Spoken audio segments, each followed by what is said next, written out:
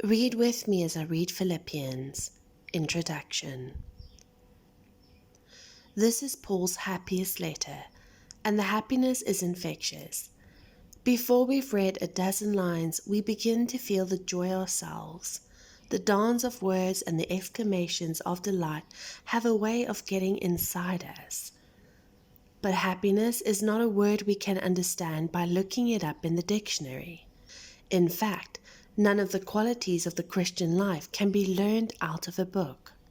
Something more like apprenticeship is required, being around someone who, out of years of devoted discipline, shows us by his or her entire behavior what it is.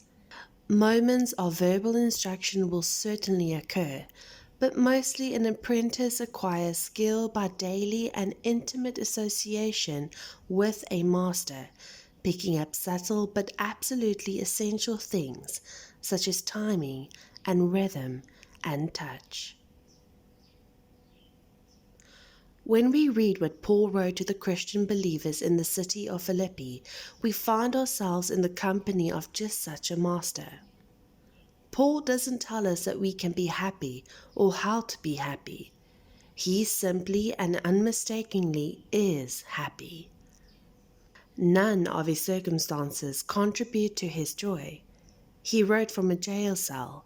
His work was under attack by competitors, and after 20 years or so of hard traveling in the service of Jesus, he was tired and would have welcomed some relief.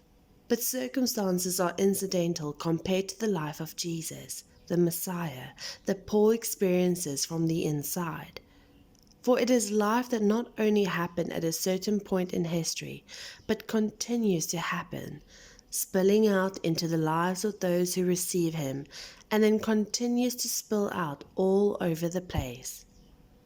Christ is, among much else, the revelation that God cannot be contained or hoarded. It is this spilling out quality of Christ's life that accounts for the happiness of Christians.